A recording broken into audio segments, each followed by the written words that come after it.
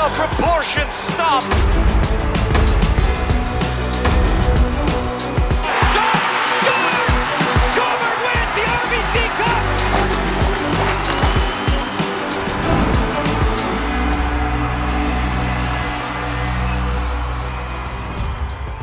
This is the OJ Today. Long time no see, everyone. What's it been, about 18 months? We are absolutely pumped to have the show going again this season. And I mean, honestly, it's just so great to have junior hockey up and running again. So all season long, including the playoffs, we're going to be coming to you on a weekly basis, bringing you all the best from the Ontario Junior Hockey League. And clearly a ton, to put it mildly, has happened over the past year and a half since our last show. So let's kick things off today with a look at all that's gone down during that time and what's on tap for this season. And this portion of the OJ Today is brought to you by Scotiabank. Scotiabank is the official bank of the OJHL.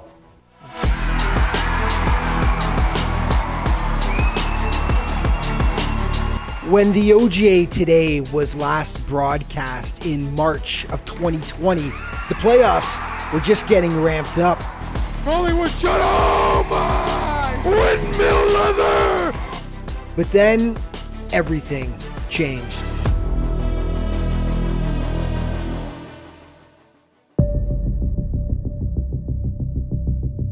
With the COVID-19 pandemic spreading rapidly around the planet, the OJHL had a decision to make, and they had to make it quick. It was announced today that the Ontario Junior Hockey League has canceled the remainder of the 2019-2020 season. Ultimately, the safety of the players had to come first. I think there was a lot of uncertainty of what to do. Nobody really wanted to shut things down because it's never been done before. I think once the NBA did it, and everybody started realizing we had to shut this thing down, it's disappointing, but it was the right thing to do. So there was no Buckland Cup champion in 2020. The following year, the league held out hope as long as it possibly could that it might be able to run a shortened season with multiple scenarios in play. With strict provincial health protocols in place, however, it proved impossible. There would be no season, which was a bitter pill to swallow for both coaches and players. Yeah, it was tough. It was hard to stay motivated throughout the year. We're all trying to work hard and kind of better ourselves as players and as people, but it's tough to do that when you can't really get out too much and practice with the team especially. It was tough for these kids to be off that long and lose a full year of development, not being around the rink, having to do the things they had to do. This season, the OJHL is back.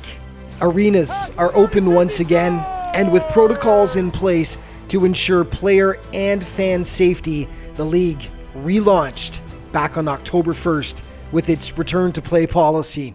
Everybody's going to be safe, everybody's going to be double vaccinated, and I think it's just going to be really safe to come back and play. But also at the direction of the regional health units in working with them, to ensure that the fans are safe as well. So you can expect that, in each OJHL community that they'll be following all the COVID protocols and that they'll be implementing the OJHL return to play policies.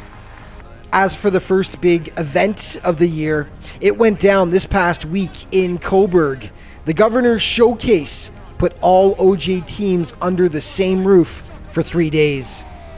We're extremely proud of the way things transpired with this year's Governor's Showcase, and Coburg was a tremendous host. The teams all came in. It was great, even under the conditions of some of the restrictions that we have. We had a lot of scouts supporting the event, and we couldn't be happier. The OJHL All-Star Game will return this season as well in Collingwood. It's going to probably be a 2-day event this year. We're really going to make it a bigger event for these kids and make sure that they come in and they realize the superstars they are within the league. Attendance already. There's people inquiring about tickets for the game. We're going to be doing the All-Star Game, the Young Guns game, an alumni game.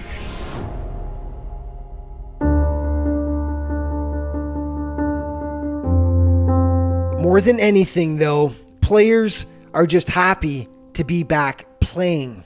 After well over a year of trying to find any way they could to keep active in the game away from the rink, once again, they're able to pull on their squad's jersey and get back to chasing their dream.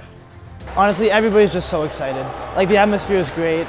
All the boys are buzzing. I went to school today, and I could barely sit in class. I was so excited for the first game, and I think that it's a pretty mutual feeling among our team.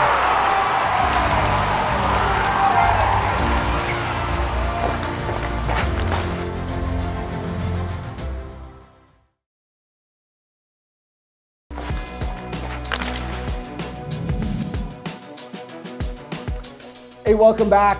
You know, the last couple of seasons, the Georgetown Raiders haven't quite lived up to the tradition of excellence fans have come to expect from the club over the past couple of decades, really. I mean, let's be honest, when you're used to winning division titles, first round playoff exits aren't exactly going to cut it.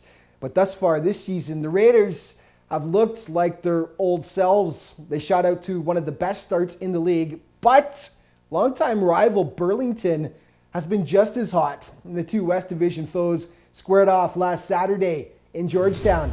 Highlights in this segment are brought to you by Troy Hockey. Troy is an official sponsor of the Ontario Junior Hockey League. The Battle of Halton region goes back decades, and the Cougars hit first at the 17:25 mark of the opening frame. Michael Kingo with the initial stop. Josh Belgrave pouncing on the rebound, 1-0. On to the second. Cougars up 2-0 at this point. You'll be seeing this again in the plays of the week. Owen Holmes, smooth operator, and the Raiders are within one. It wasn't to be for G-Town on this day, though. David Palouche with the sweet feed for Thomas Lennart. In it goes. That would prove to be the winner as the Cougars hold on to down the Raiders by a 4-2 final. Okay, a battle from the Governor's Showcase in Cobourg here. Two top teams, the Junior Canadians and the Golden Hawks, going toe-to-toe. We pick it up in the second with the JRCs leading 1-0. They add to it. Eric Vitale with the redirection out front, and Les Habitants had themselves a 2-zip advantage. They weren't done. Christian Catalano, Ole, tickles the twine to make it 3-0. In the third, the OJ's leading scorer, Dalton Bancroft, trying to light a fire under his squad, and he does get the Hawks on the board here. Tic-tac-toe, the power play marker, makes it 3-1 Junior Canadians. Trenton would get no closer, though, as the JRCs take this clash of the Titans by a 4-1 final score. A York region tilt here between Stouffville and Markham. Two teams off to slow starts this year. In the first, it was Caden Henry's world, and everyone else was just living in it. The former junior C-star with the Picton Pirates deposits the feed from Shane Hyman to make it 1-0 Royals. And then 4 minutes later, watch this one, little dipsy doodle dandy here. Henry making it look way too easy. And it was 2-0 for the blue and white. He wasn't done, though, with the score 3-0. Oh, Henry. You'll see that again in the plays of the week. Ridiculous hands on this guy. The natural hat trick in the first period. The teams would trade goals after that, but Markham holds on for the 6-4 win over the Spirits. Okay, one more game in this segment from the Governor's Showcase as well. Collingwood taking on the Brantford 99ers. No score in the first, so we pick it up in the second. Owen Sage banging home the rebound out front to make it 1-0 for the Blues. Just before the break, Jack Piper slots it to Ethan Proxon, who tickles the twine. And the Blues had a 2-0 lead after 40 minutes of play. The 99ers get one back in the third, courtesy of this ridiculous solo effort by Jake Partridge. He goes roof daddy for the beautiful finish. Sublime stuff. That made it 2-1, but Brantford would get no closer as Collingwood skates away with the 3-1 win. The Blues are actually sitting in the North Division penthouse right now. Looking good. Okay, the players of the week as decided on by the league, and they are brought to you by Warrior Hockey. Warrior is an official sponsor of the OJHL. Brad Summers of St. Mike's is red hot right now. He actually sits second in the league scoring race, and Summers had a heck of a week. In 4 games, He racked up 2 goals, 6 assists for 8 points total. He's got 20 on the campaign so far. The goalie of the week was Noah Pack of the Collingwood Blues. The product of the Oakville Rangers AAA organization had a sparkling 3-0 record, registering a shutout and allowing just 3 pucks past him over those games. For the season, he's 6-3 with a minuscule 2.1 goals against average, and Noah will be heading south of the border in 2023. This is a guy who does his homework as he's heading to the Ivy League. He'll be a Yale Bulldog. Here, our first 60-second spotlight of the year, and it is brought to you by College Hockey Inc. College Hockey Inc. is an official sponsor of the OJHL. Nick Cordero, center, Mississauga Chargers. Quick shot scores! Nicholas Cordero, and the Chargers have the lead. What I bring every time I step on the ice is all-around 200-foot player, hard defense, hard offense. I try to lay the body a couple times, but... Big hit, heads up, Nicholas Cordero. Zilioto inside, quick snap shot and a goal for the Mississauga Chargers. Nick Cordero on and off the tape in a nanosecond. When I think about this team, I think about a great group of guys, hardworking guys and talented young players. It's just a fun group to be with. This season, I think this team is going to be a team that gives every team we play run for their money. We are going to work hard every game, and we all have that end goal to try to make the playoffs this year. So yeah, just watch out for us. Cordero will score! Don't go anywhere yet!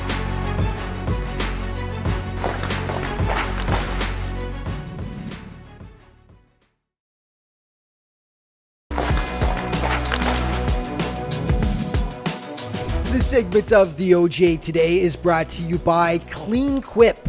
Clean Quip is an official sponsor of the Ontario Junior Hockey League.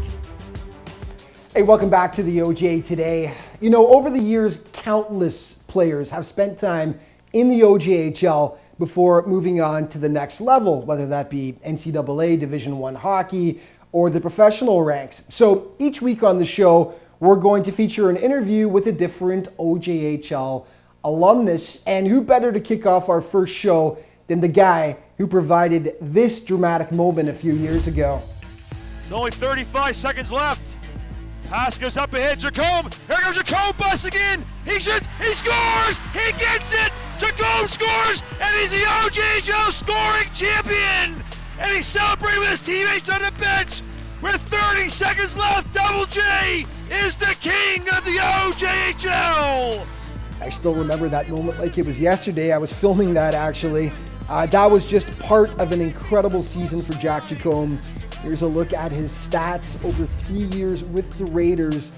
Double J had a legendary OJHL career and earned himself an NCAA scholarship with the Clarkson Golden Knights, the team he was just named captain of. And he joins me now from Potsdam, New York. Jack, thanks for taking the time. Long time no speak. How you doing, man? Things are great, yeah. Long time no speak. Can't complain. Just happy to be here. Well, it's so great to have you on the show. And you just started your season actually with the Golden Knights. We'll get to that in just a moment. First, let's talk about your time in the OJHL. 3 seasons with the Georgetown Raiders. How did your time in the league help you prepare for the next level?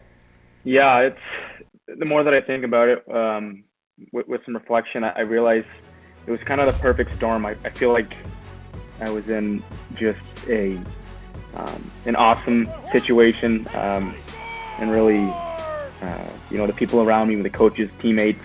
My first year being with my brother, it was just a special situation. I realized that now truly how lucky I was to have those incredible people around me. But just some incredible teammates that are still some of my best friends. I think that's something that, was probably the most important thing. Well, your final season in the OJHL was just one for the ages. So many things went down that year. You won the league scoring title, as we saw in the clip that I showed off the top there. You were named the CJHL Forward of the Year. And of course, you won the Buckland Cup title with the Georgetown Raiders. Talk about that season, winning the Buckland Cup and that powerhouse Georgetown team you had. Yeah, that was That was pretty special. Again, kind of like the group we had was incredible. The buy-in to the system that we were playing, just a special group of guys, and just to realize how lucky we were to be in, put in that situation with, the ownership was great. It was impossible to be successful without, the courts. I think I'd be remiss if I didn't talk about how important they were to the success of our team. And yeah, just a special group. Well, all 3 years with Georgetown, you were coached by Greg Walters, just a tremendous coach and a guy who's now, of course, the bench boss for the Owen Sound Attack in the Ontario Hockey League. Talk about Wally and how he helped you develop as a player. Yeah, I mean, I think before I was with Wally, I think most players in minor hockey, they just, they get some good coaching for sure, but I think they just kind of play off of instinct. I like to think Wally just really taught me to be a hockey player. The more you're going to do for your teammates, they're going to do the same for you. And I think that was why our teams were so successful. Because we just had that sense of sacrifice that, I think pushed us to the top. Well, of course, these days you are a star with the Clarkson Golden Knights. You earned yourself an NCAA Division I scholarship. Talk about your time with Clarkson. And of course, as we mentioned, you were just named team captain. How it feels to wear that C. Yeah, I mean, experience with Clarkson is obviously, it's amazing. It's being named captain is probably one of the greatest honors of my hockey career, if not my greatest honor. That's something that every day I make sure that I'm not taking for granted. Just be a part of something that I know is bigger than me, and wear the C for that team is just great. Well, congratulations on the honor. And we're all out of time, Jack, but thanks so much for coming on the show. And I just got to say, as someone who watched your junior hockey career right from the very start and got to follow it, it's just so great to see how well you're doing down there and the heights that you're hitting right now. Good luck this season. Stay healthy and stay in touch. Thank you very much. Okay, a big NCAA college commitment to tell you about. George Figueres of the Rangers is heading to the powerhouse Cornell Big Red for the fall of 2023. Figueres is one of the top rookies in the OJ this season, and there were many schools chasing after this guy. Congratulations, George.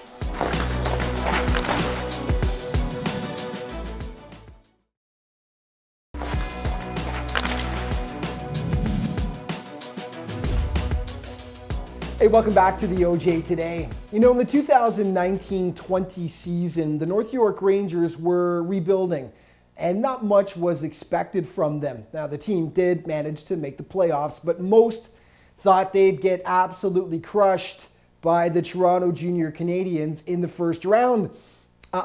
Didn't happen. The Rangers saved their best for the postseason and pulled off a massive upset, knocking off the nationally ranked Junior Canadiens. Well, this year, the Rangers are underdogs no more. They've been red hot out of the gate, and we're looking to keep it going against Haliburton County. Highlights in this segment are brought to you by Monkey Sports. Monkey Sports is an official sponsor of the OJHL. Haliburton County relocated from Whitby this season, and they've been strong so far, but the Rangers draw first blood. Luca Rea sticks with it out front, bangs it home to make it 1-0 North York. But it was all Huskies after that. Second stanza now, Sam Solarino with the tip on the doorstep, knocks it up at 1 apiece. In the third, Nathan Porter. The seeing eye point shot right there that bulges the twine, and that would prove to be the winner as the Huskies and the Rangers, just their second loss of the season though so far. They take it 4-1. Okay, one more game for you. The perennial powerhouse Oakville Blades facing Pickering at the Showcase. Blades hit first. Michael Tiverson finds daylight behind Justin Easter to make it 1-0. Pickering slaughtered them in the second though. First, Ian Martin ties it up on the power play. 3 minutes later, Matthew Altomar somehow gets that one past the keeper to give the Panthers the 2-1 advantage. And then it's Josh Simpson getting in on the fun. His wrister makes it 3-1 for the Cats. It was actually 4-1 when the Blades managed to get one back. Zach Weigel slips it under the arm of Easter to cut the deficit in half, but Pickering would end up winning this shootout. 9-6 your final. Two potent offenses taking no mercy on the goalies in that one. Okay, OJ leaders. And this segment is brought to you by Instat. Instat is an official sponsor of the Ontario Junior Hockey League. Our scoring leaders right now, Dalton Bancroft leading the way, followed by Brad Summers, Josh Belgrave, Oliver Tarr, who's on pace for the Cy Young Award right now with 13 goals and 3 assists, and Bryce Sutherland also with 16 points. In the Southeast, the standings now, North York on top, smoking hot so far. In the East, Trenton also scorching, 9-1 to start the season. In the Northwest, Collingwood on top in the North, but that West division, man, that is going to be an absolute dogfight this season. Burlington, Georgetown, Oakville, all with great starts so far. Milton not far behind them as well. The plays of the week now, brought to you by Justin's. Justin's is an official sponsor of the OJHL. Got around his man! Kerwin, good save! Buckcock as Kerwin was able to dash in. Short-handed and now slicing and dicing. Oh, it's Swiss cheese out there. Everyone's going through. Score!